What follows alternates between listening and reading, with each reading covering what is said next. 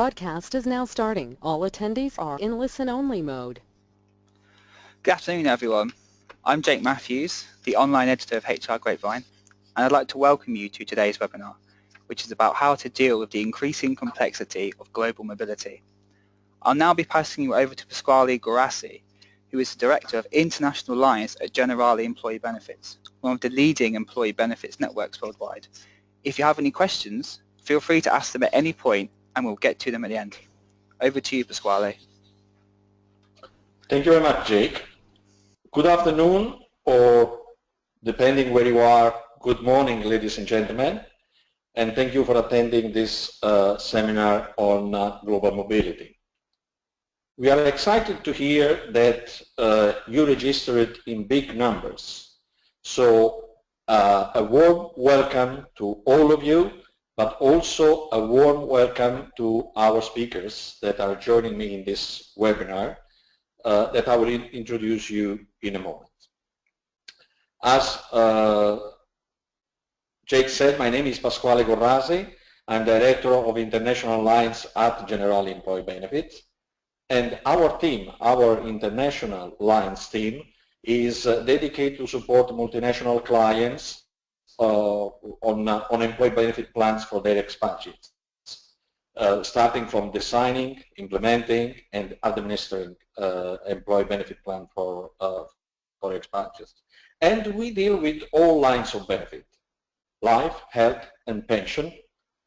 And as I said, today I'm joined by three experts in different aspects of global mobility.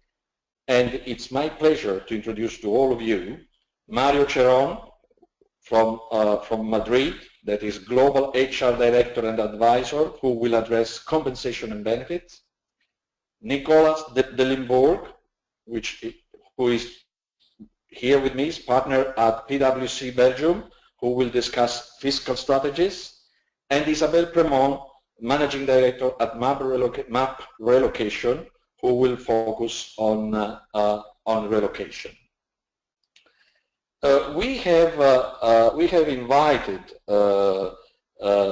these experts, Mario, Nicola, and Isabel, because we know that managing global mobility for a multinational employer can be quite a complex task if certain aspects are not on the checking list of an HR officer or a multinational employer.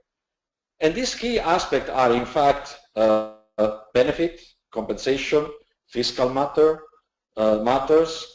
cultural challenges, supporting families. These are all aspects that can be critical for the success or the failure of an assignment, and consequently impact the goal of and the objective of an organization.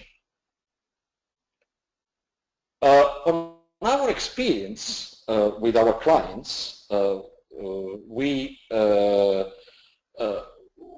that the objective for an employer to look at an international assignment can be several, such as opening new markets, opening new operation, entering new markets, transfer of knowledge, or developing leadership skills. So in this conversation, in this webinar, we will review together what are the questions to be asked and what are the challenges to respond to in order that to make sure that an HR manager or an employer, an international employer, is selecting the right skills and these are deployed where they are needed. If we look at it from a different perspective, in these cases, when an employer, a multinational employer, is considering an international assignment, it is always to respond to a competitive challenge. So catching up with the competition in a certain market, as I said before, opening new operations, and so on. And the first consequence of an international assignment is the impact on cost. So, what is the consequence of this? Is that an expatriate can cost significantly more than a local equivalent. Consequently, the return on investment for an expatriate is even more important. Having said that, let's move a little bit closer to the context of employee benefit. And this takes me to the first slide that I want to go through today with you. From JET perspective, we see also other important challenges.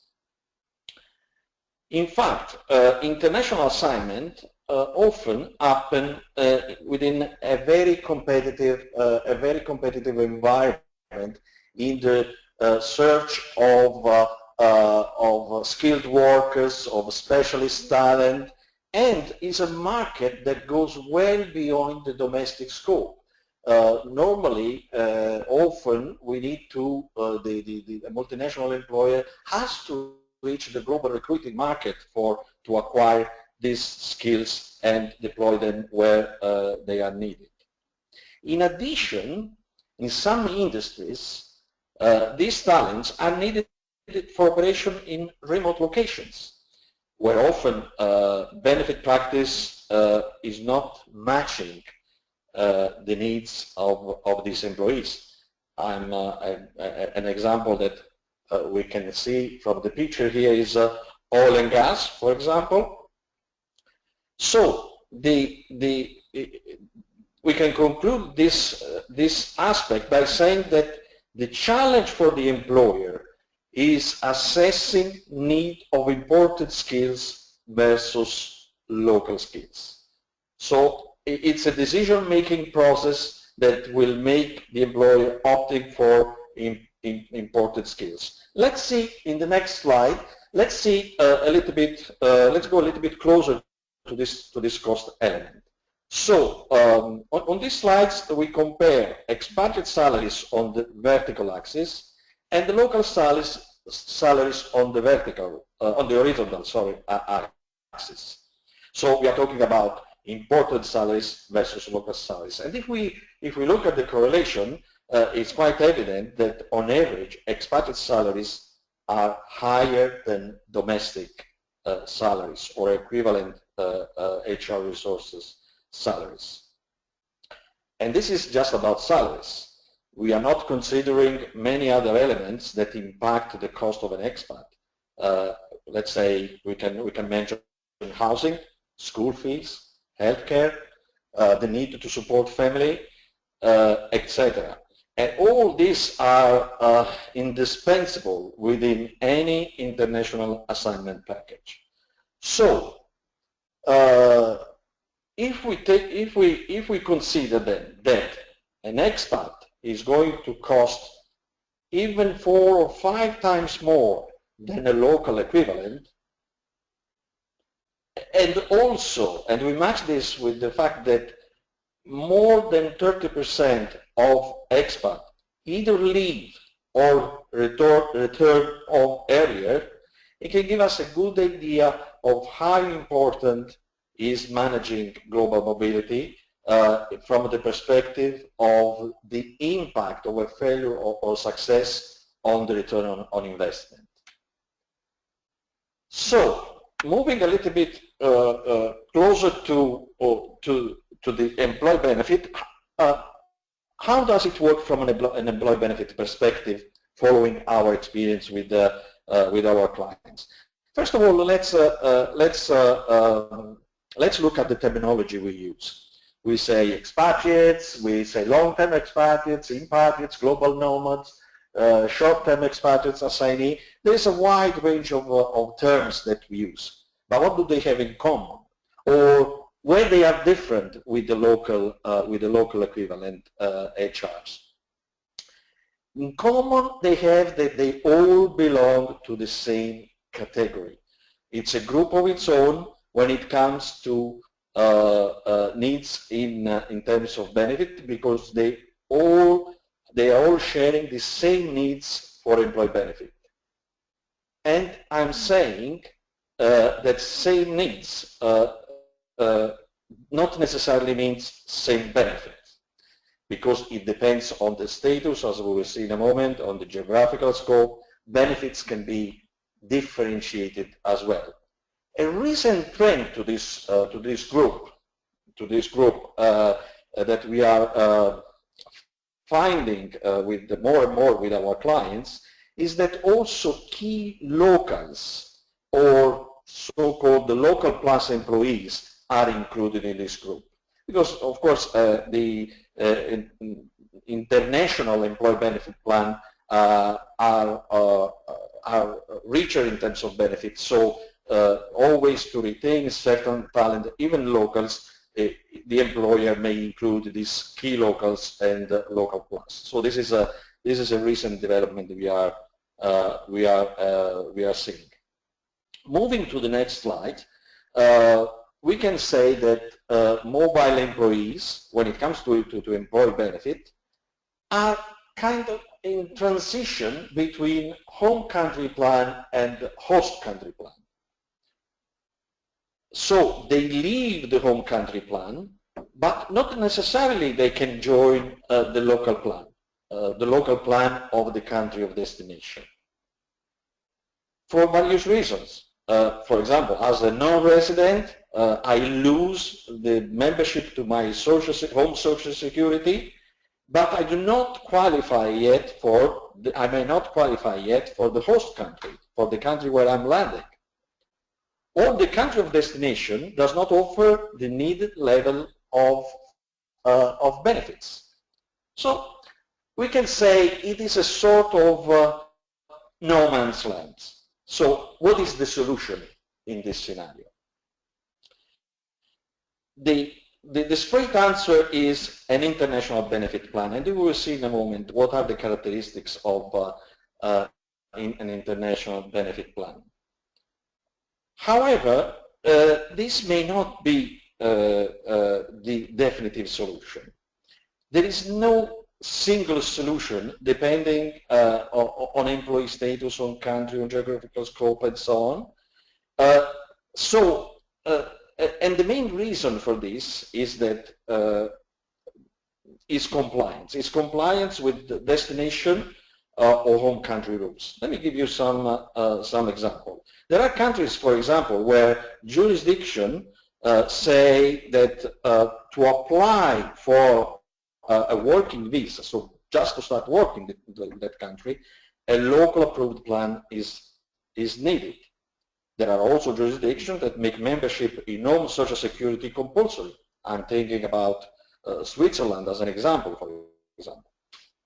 Other cases where the employee returning from a period of expatriation cannot go straight back to the home country plan or the home country membership to Social Security because the law provides that has to go through a waiting period depending on the period that has been abroad. And here I'm mainly referring to the Nordic countries. So here there are two aspects, two consequences. One is that there are duplication of benefits and duplication of costs. On the other side, the standard practice, benefit plan may not be adequate to cover these needs. So to mitigate the effect of duplication of costs and benefits, the best way is to work on integration between local and international plans. And here, a provider with like Generali, present in more than 100 countries with the local offices, is certainly a market leader in this field.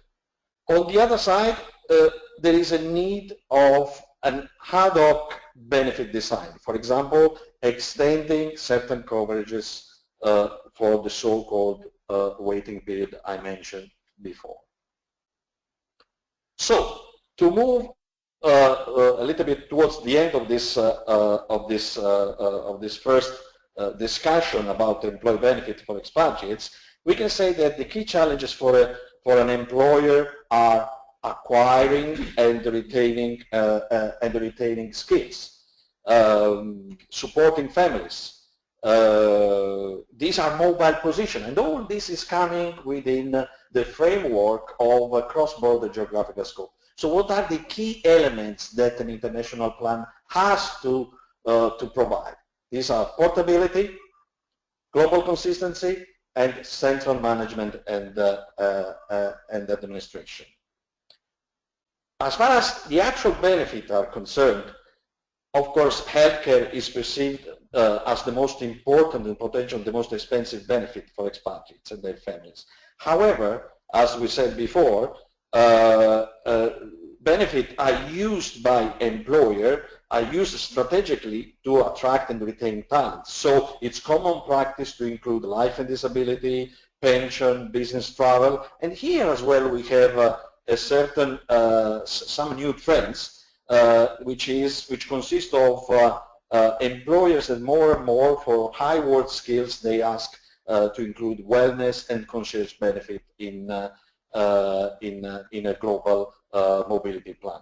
And this is my outline about employee benefit. But as we said, the perspective of managing managing expatriates, or managing mobility, includes many other aspects, and this gives me the opportunity of giving the stage to Mario Cheron in Madrid, that will tell us about compensation strategies when it comes to mobility. Mario, over to you. Okay, Pasquale. Well, thank you very much. Thank you everyone for being here today with us.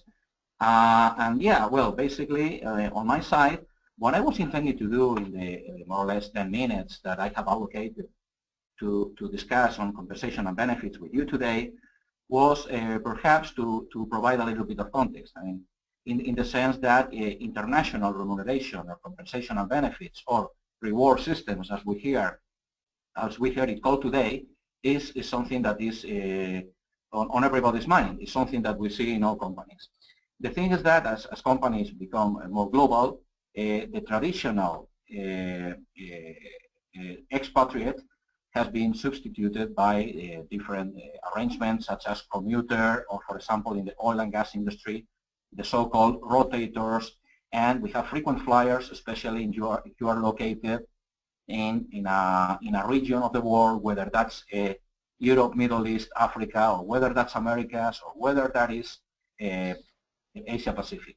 But the thing is that before you decide on what types of international mobility you want to have, number one, you have to consider what the compensation package is, or in other words, what is the total rewards approach. Let's consider that the compensation package, as we know, has different ways of being structured. The question is, how do we set up a compensation package which is effective, which contributes towards the company culture, satisfies our organizational requirements, and contributes towards the business needs? And in this slide that we're looking at now, basically what I'm trying to share with you is, okay, we have different elements of the compensation package.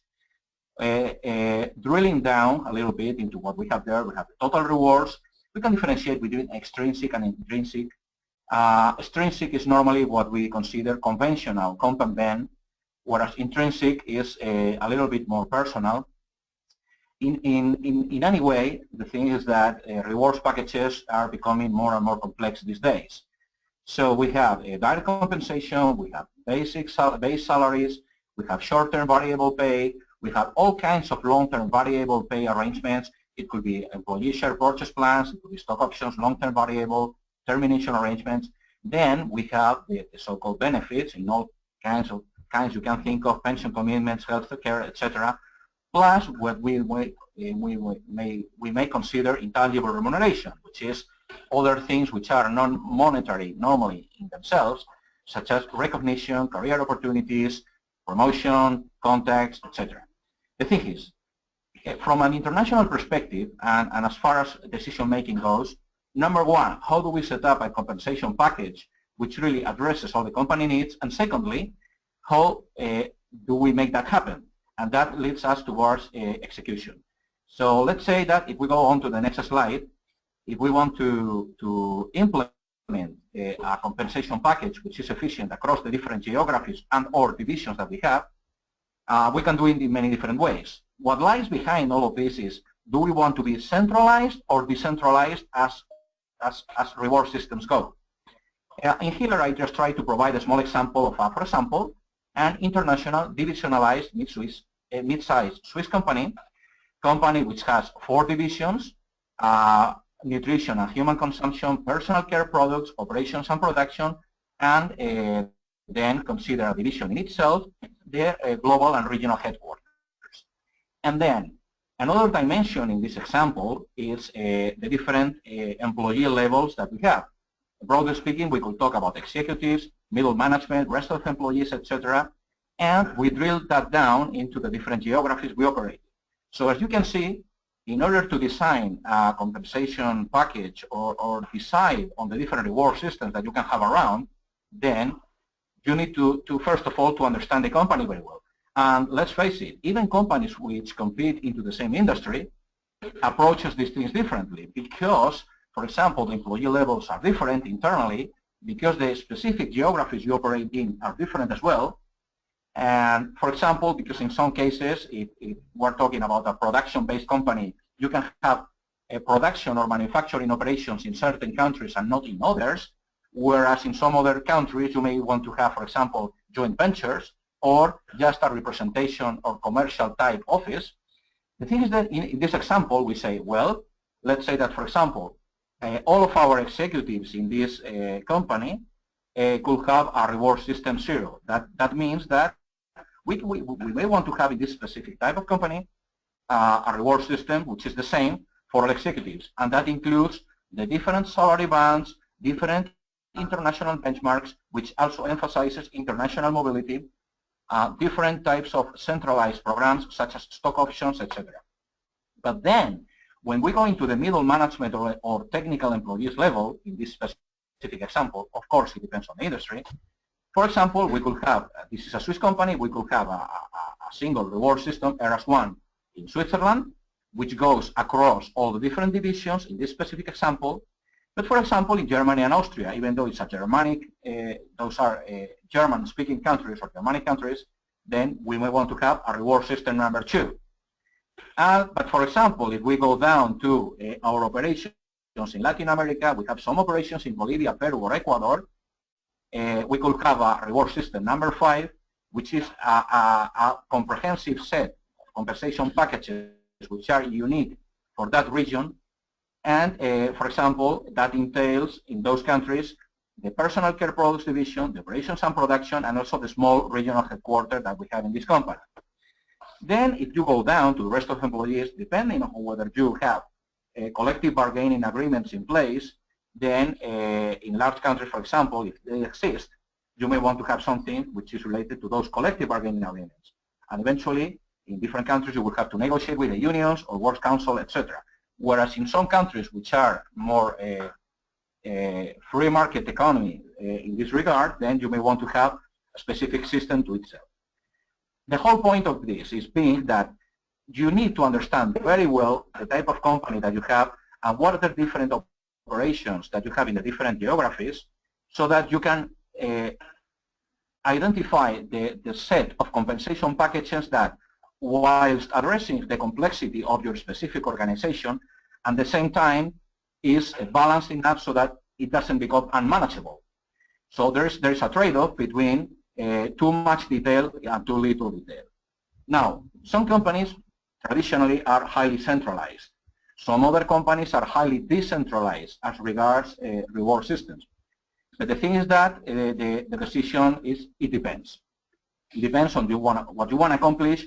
It depends on the specific speed of those countries, whether you are expecting to grow in some divisions and not in some others, whether from the strategic perspective, some divisions are cash cow, whereas some other are star divisions, etc. So to design a compensation strategy, going on to the next slide, it's something that has to do a lot with that reflection. Now in here, I was so bold as to come up with a definition of strategy. The whole point is, well, how do you approach different compensation packages with regards to the different collectives that you have within the company and the different geographies and or divisions. But important, it's that strategy from the compensation and rewards perspective is not the same as reward policies. Of course, policies and strategies are related, but they're in themselves different. Why? Because policies are, once you have a strategy in place, then it's what you do routinely to approach certain items of the compensation package. For example, the salary review process will start November the 1st. Or, for example, no bonus, no target bonus will be higher than 60% of base salary. Something that you do on a routine basis once you have identified the ideal compensation strategy internationally. This obviously is related to rewards planning. Rewards planning can be strategic, then again, getting back to the overall compensation design, or more tactical, which is related to the yearly cycle and often related to salary reviews, bonuses, and so on. And then afterwards, obviously, the devil is in the details sometimes. You have the implementation, obviously, and then you have all kinds of tax and legal considerations, budget, cultural aspects that the other speakers will deal with in their presentations later on. But on my side, a small comment is that in order to have some strategic guidelines, you can have, some companies call it compensation or rewards philosophy, basically 8 to 12 statements in which to define what you want to do. For example, do we pay for performance? Yes or no? What is performance for our company? Is that results-oriented? Is that financial measures-oriented predominantly? Or is that more competency or behavioral-based? So do we emphasize variable pay, and why? Do we really want to have lots of compensation grades or compensation levels, or too little because we want to be a more networked company? I mean, all of those things really should drive what you want to implement later. So if we go to the next slide, then in here we have an example. I'm not going to get into all of this detail, but basically this is a comparison of a strategy configuration, meaning on the left-hand side, the different elements of the compensation package: fixed compensation, annual variable pay, benefits, long-term incentive. This is, for example, a diagnosis that you can do either externally with the support of consultants or internally. And it's a comparison between a company today and a future proposal. For example, competitive overall, but there is a very little balance because the salaries in our company today were a bit historical in nature, depending on who was the hiring manager, etc. And now, in the future, we want to have a system which is more systematic, more comprehensive.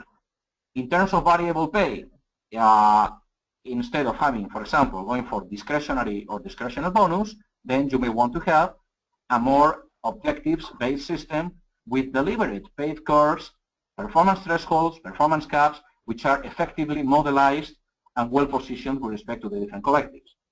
And then benefits, long-term incentives, and so on. If we go on to the next slide, then we will see, that essentially what we wanted to deal with here is that you need to have a strategy, you need to identify really well what you want to do, and then once you decide on it, then you can implement, and you can create the contracts, you can go forward towards tax efficiency and so on. Personally, myself, recently I was dealing with projects at the Indra Corporation company for the last 6 months. We were dealing with lots of projects internationally. I finished on that one. Right now, I can share the news with you. I joined KPMG as senior advisor. And but regardless of whether you want to do this internally or externally, for sure, a little bit of previous thinking is in order, and eventually that builds up a lot of credibility in front of the top management. If you're able to really understand the different speeds that you have in the different countries and divisions, and try to come up with a tailor-made approach to the company, then in my experience, that builds up a lot of credibility. But for sure, let's remember, you have to take care, of course, of the tax efficiencies and the tax savings that you can obtain, But in order to do that, Nicolas Limbourg from Pricewaterhouse will discuss further. So thank you very much. Thank you very much, Mario, and congratulations for your new position. We wish you success. So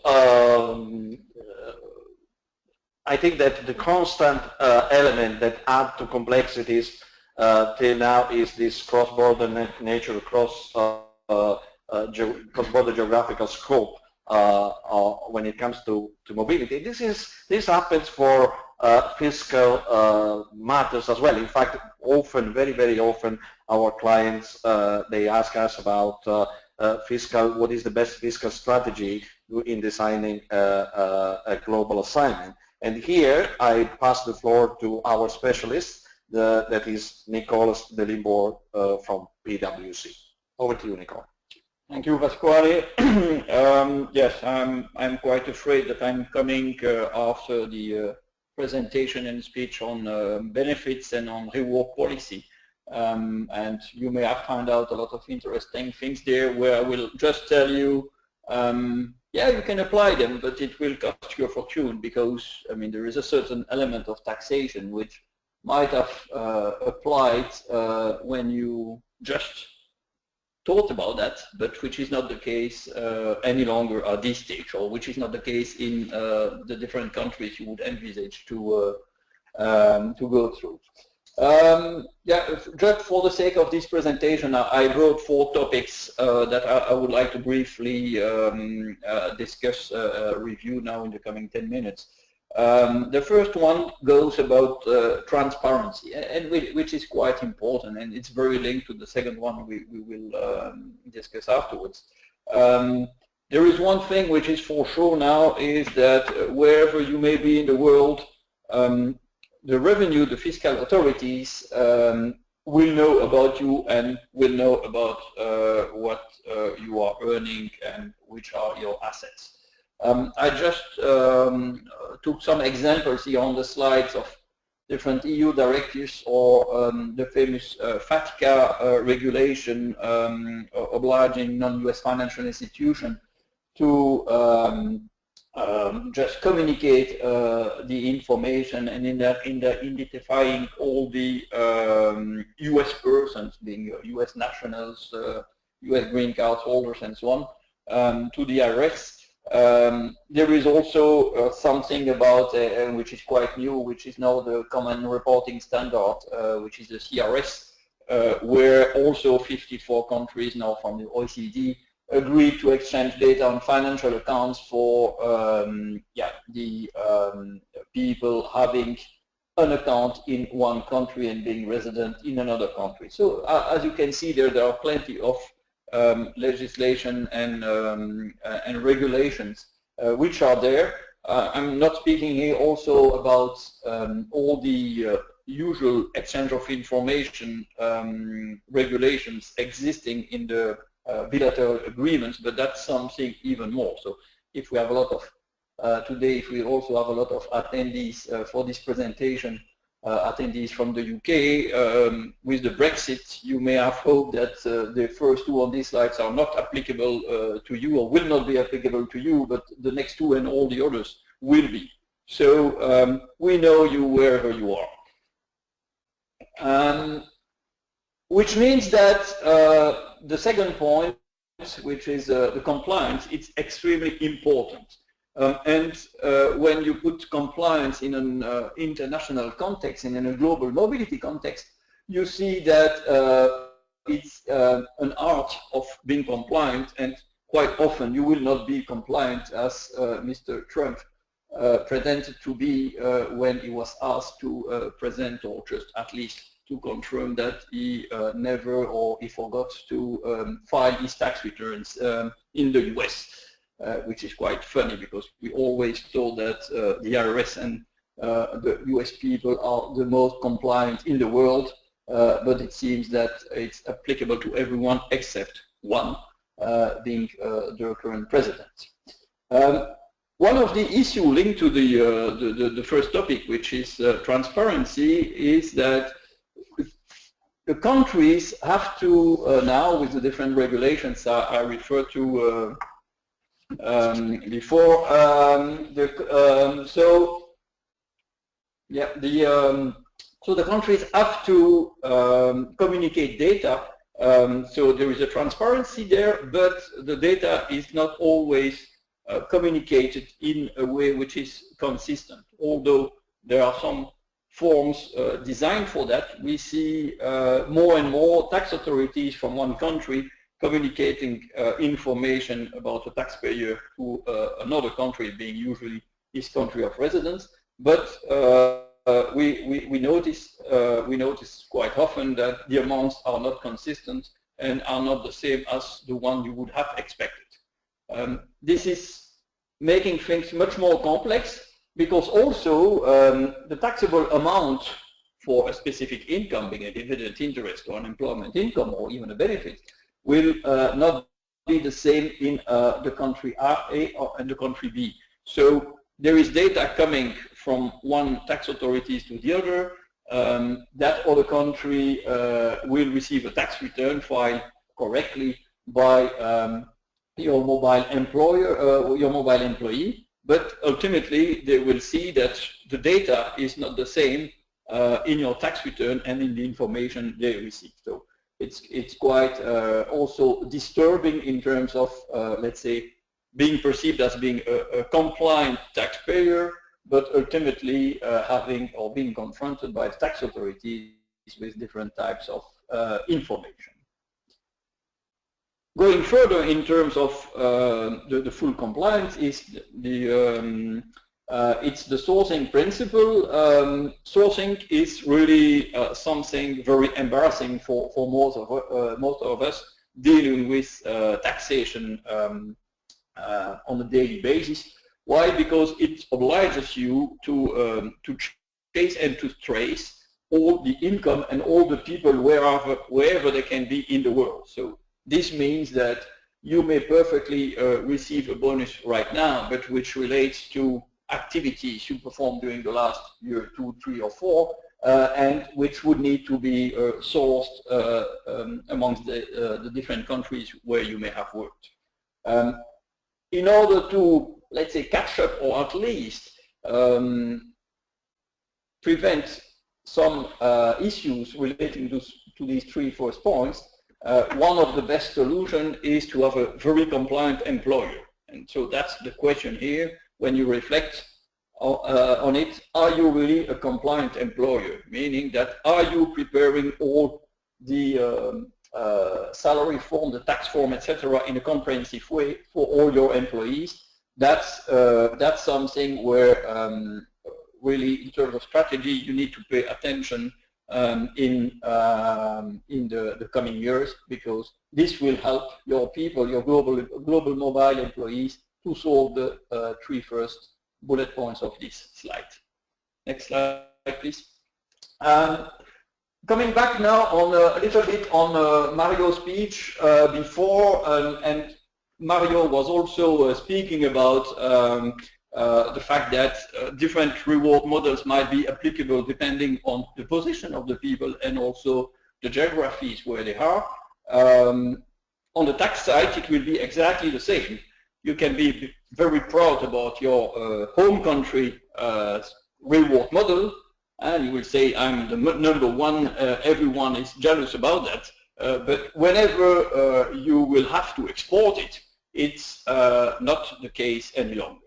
So if you made something which is very tax attractive, you have a very tax-friendly remuneration model in your country, in a home country, you should definitively forget about it whenever we speak about global mobile employees, because whatever type of benefiting types or types of reward you can do in a country A will attract a totally different taxation burden and tax burden in the other country.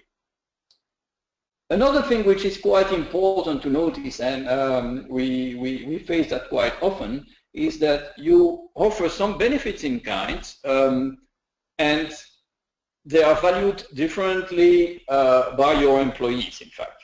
So you may have, I mean, a typical example, a benefit in kind for the free use of a company car, which is quite really common in Belgium, if we take my home country.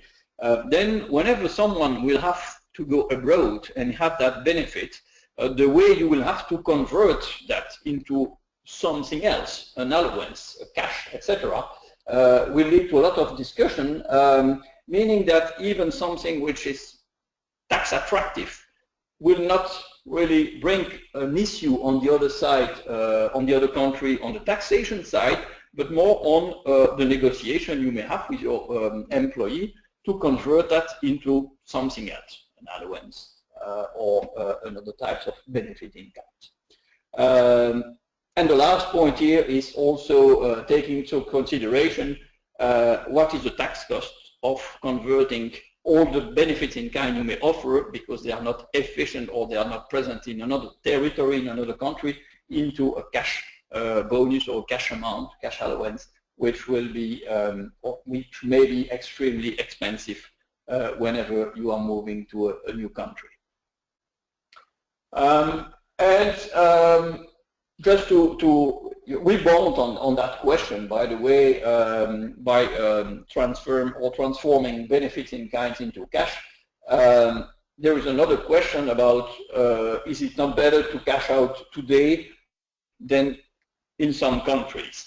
And there I just brought some, or just put some examples where taking into consideration the sourcing principle I described before, taking into consideration the tax treaties and the interpretation you may have in the different countries on tax treaties, you may think about, in a kind of strategy for globally mobile employees, at least in terms of strategy, to think about a cash out today in order to avoid exporting these benefits, these sourcing issues you may have, and definitively this is something you will find back quite often when you speak about equity compensation, and also something where people don't think about that much often, but which is really becoming an issue, which is the pension side of it, the pension side of the reward elements. Why? Because the pension side, you will have to consider that it might be taxable at the moment of the constitution, so when the premiums are paid into a pension plan, and they may be perfectly taxable also in all the territories you visited during your professional career, because these authorities may pretend at a certain stage that it was built up when you were active over there, and they may seek some tax on it at that point of time. So that's in a nutshell what I wanted to tell about tax strategies and tax challenges at this time. Thank you, Nicholas. In a nutshell, but not that simple. Mm-hmm. So let's move on to the next topic, that is relocation. And I've been an expatriate myself, and I had the opportunity to see what relocation means. It's not just moving from a place to another, but there are many other aspects that go with the relocation. But I leave the floor to Isabelle Premont from MAP Relocation on this very important topic that is impacting global mobility. Over to you, Isabelle. Thank you, Pasquale, and good morning and good afternoon to everybody. So what I would like to do today is I would like to drive you through the soft aspect of global mobility, as we call it, which is the destination services, more well known as relocation. Relocation is one of the components for compensation benefits packages, so as explained before by Mario, and the success of an expatriation depends on the relocation policy of the corporation sending their expat abroad. So what are those destination services? Destination services is a translate on the field the global mobility policy. We, as professional relocation support, we need to explain to the expats what the company foresee for them and how we can apply the global mobility. It's also ensure immigration compliance. It's coaching the expats, setting their expectation, make sure they know what they will be getting. It's provide local expertise and experience. It's ensure paperwork compliance, like child allowance, good rental agreements, insurance contract. It's also support and give spousal support. This is a big aspect of the relocation, the professional relocation support. Most of the time, company really thinks about the expat and make sure that the expat has everything he needs. But the spouse is very important. It's very important to give enough support to the spouse to make sure that this person is settling well as well in the new country. It's also providing integration support to the spouse, but also to the expat. This is very important when we have expat coming from different countries or different culture. It's also ensure a successful repatriation, make sure it is compliant, a smooth experience, and make sure the expat is ready to go back home. So the mission of relocation support is to be a HR strategic partner delivering a great expertise and a great support in global mobility in order to enhance people development. So moving forward, the question would be, why should we outsource relocation? On the day-to-day, more than 61% of the company are doing relocation assistance or destination services in-house. This is a lot. And we see from study published that have been published beginning of this year that 12 to 18% of the assignment fail because of the issue related to family adjustment and cultural adaptation in the new country. What does that mean is that the number one failure is spousal support. The profile of the expat has changed those years. When we go back 15 years ago, most of the time the spouse would not work, would be at home. Today it's much more different. The expats are younger. The spouse most of the time works. Sometimes they have to give, when they move, they have to give their job away, their social life away, and they come to a country where they know nothing. So it is very important that companies are sensitive about the assistance not only to the expat but to the spouse, to make sure that once the spouse is settling well, the expat will have the time and will be able to focus on its job and that is the purpose of its expatriation. The second reason of outsourcing and a big failure rate is the repatriation. Almost 30% of the repatriation are a failure because the family, the spouse and the expat cannot come back or reintegrate their home country.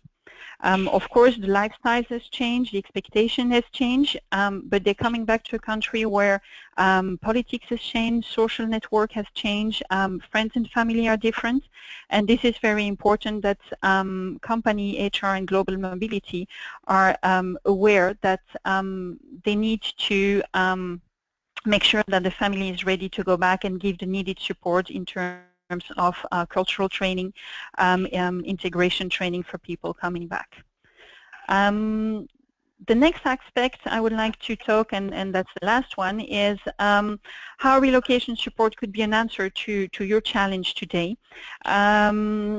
Of course, a good and appropriate global mobility policy is mandatory, but relocation might help you to give you some answer on the unpredictability of the legislation. As we've seen today, legislation is changing every day. What you need today to have a work permit is not what you will need tomorrow to have a work permit. So asking people and company to assist you with that might be an answer. Compliance on the field, of course your expats needs to be compliant no matter where they are. They need to have a good rental contract, they need to have the right insurance, they need to have the right health insurance, the right health coverage, and this is something that needs to be thought about. The return on investment, as soon as the expat is settled in his new life, as soon as he can give the focus on his job. War on talent. When we have an expat having the choice between two companies, it is the compensation benefits that will make the difference, and relocation is part of it. And finally, the millennials generation, That's the new generation. They have different expectations. They have different needs. They want to have a huge social network, and only people who are expert in the field can give them this support and make sure they can join the right network and the right place to live. So that's it for me. Thank you very much, Isabel. I think that we can all agree that when it comes to global mobility, it's quite a complex aspect to manage. Certainly there is not one size that fits all, and above all, from the conversation from the discussion we had till now, there is a checklist that must include some critical aspect that will impact on the success or failure of mobility, and these are what we just discussed: the relocation, compensation, employee benefit, and fiscal matters. Now, of course, in this kind of events, there is always a balance between going deep into the discussion and the debate. So I leave to, it depends on the questions that we have. I leave it to Jack to manage potential questions, to submit potential questions coming from the audience. Cool. Thank you for that, Pasquale. I do have one question. This is from Dolores, who has asked, where would one start if setting up a global mobility team from the start? And then she's adding on from that, she's put, what are the key things that we need to do in 3 bullet points? Okay.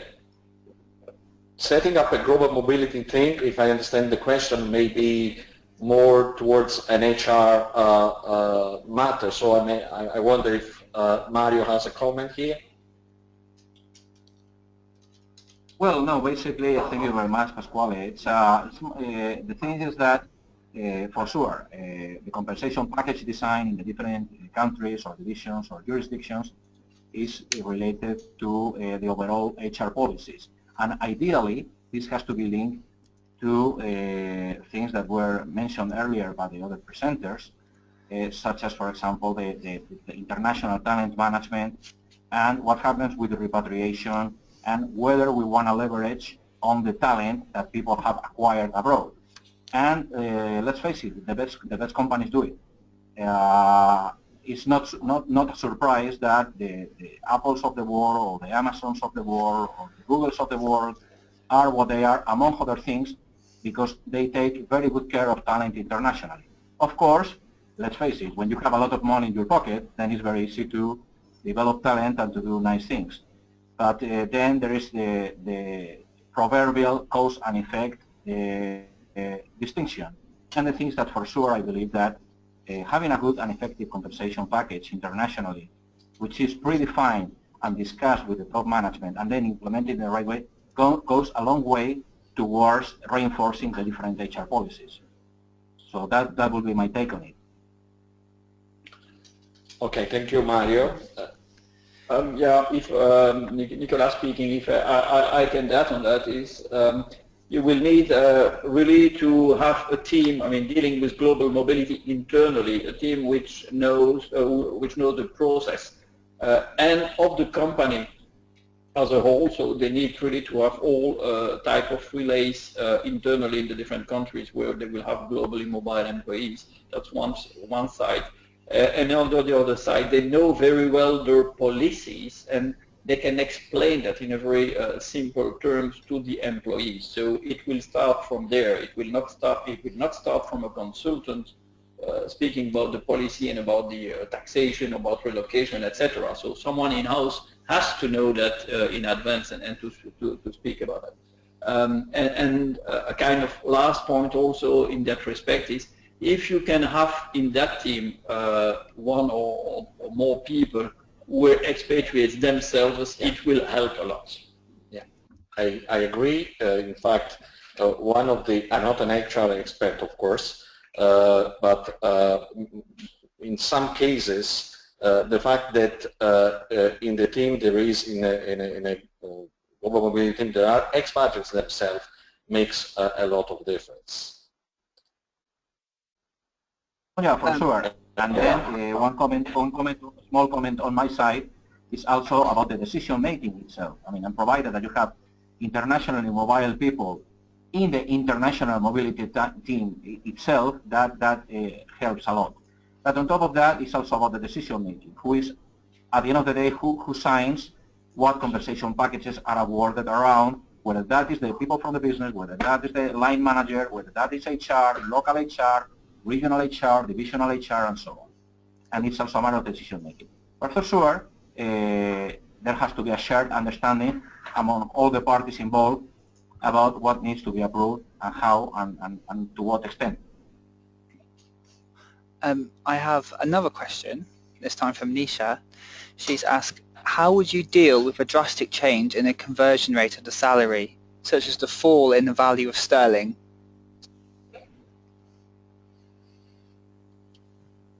I would have a blunt answer to that. Maybe Mario, you want to comment? Expand a little bit. Can you please provide a little bit more detail or an example? So for example, if I understand, go ahead, Jake. Oh, I was going to say, for example, you transfer an employee from London to Paris, and the anticipated salary they were going to earn would fall because of a fall in the value of the sterling. How would you deal with a drastic change in the conversion rate of the salary? Okay, well, I think that well, it depends on the type of mobility you want to have in place.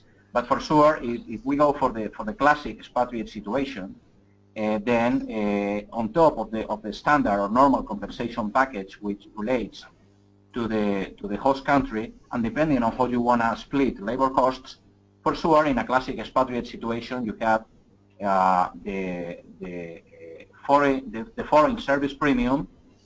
We see that foreign service premium, if you stay in the same region, especially in Europe or in main countries, in this example, such as UK and France, you don't necessarily have to award that. Then, of course, you can have the cost of living differential, and whether you have a more or less generous policy with respect to that. And then on top of that, you have the housing equivalences, and depending on the specific company policy, you can have housing allowance, schooling allowance, etc. But the thing is that, yeah, if you go for a balance sheet approach, then you can have a look at how it works. For sure, if you expect to have a big exchange rate swings, then you can have exchange rate insurance in place, or you can make sure. It depends also on the organizational level of the position. For example, if you're talking about a top executive, what I have seen in some other cases, that you ensure a payment in US dollars, for example, regardless of the geography the executive is going to perform in. So there are different combinations there. But in general, if you expect wild exchange rate swings or differences in inflation rates and so forth, then you need to react accordingly. And hopefully, and ideally, your policy should allow for that. That way, it also depends on whether you have a more home country than host country approach as well. So, I mean, there are different combinations. But the thing is that, at the end of the day, you have to crunch the numbers and try to come up with a solution which is reasonable. But always considering that a policy is really advisable, so that afterwards there are no misunderstandings and the employee can feel comfortable with what they see and the explanation. And yeah, that's applicable to many different geographies, for sure.